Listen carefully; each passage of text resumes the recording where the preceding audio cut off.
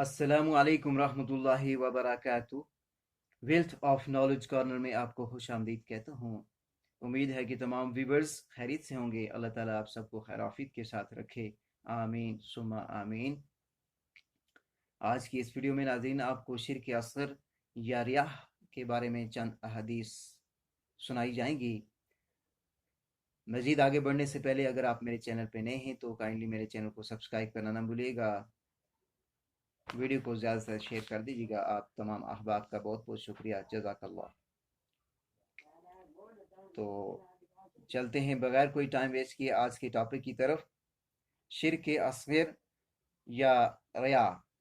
حضرت ابو ہریرہ رضی اللہ تعالیٰ عنہ روایت کرتے ہیں کہ نبی کریم صلی اللہ علیہ وآلہ وسلم کا ارشاد ہے، آپ صلی اللہ علیہ وسلم نے فرمایا، قیامت میں حافظ، شہید اور مالدار حاضر کیے جائیں گے۔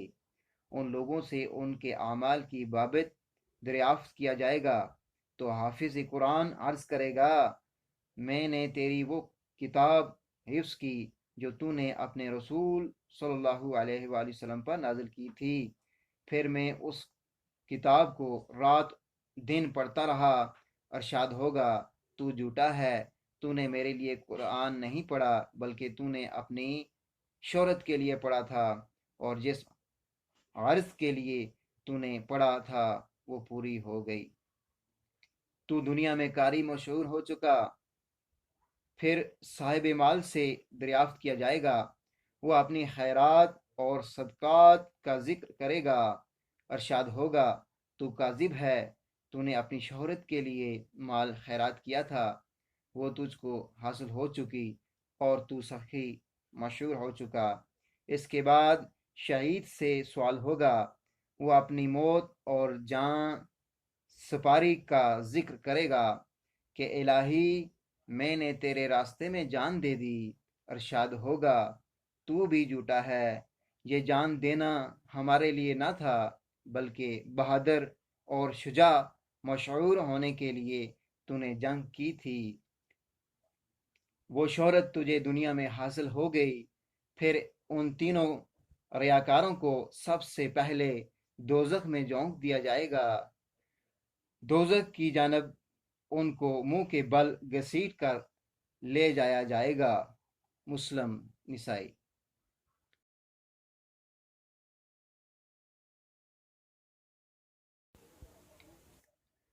حضرت ابن عمر رضی اللہ تعالی عنہما سے روایت ہے کہ سرکار دو عالم صلی اللہ علیہ وسلم نے فرمایا، جس نے اپنا کوئی نیک کام لوگوں پر ظاہر کیا تو اللہ تعالی اس کو سب کے سامنے ذلیل و خوار کرے گا۔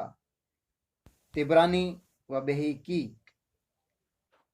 حضرت ابو ہریرہ رضی اللہ تعالیٰ عنہ روایت کرتے ہیں کہ نبی کریم صلی اللہ علیہ وآلہ وسلم کا فرمان ہے، جو شخص آخرت کے عمل میں آخرت کا ارادہ نہیں کرتا بلکہ دنیا کا ارادہ کرتا ہے تو وہ تمام آسمانوں اور زمینوں میں ملعون بنا دیا جاتا ہے۔ طبرانی۔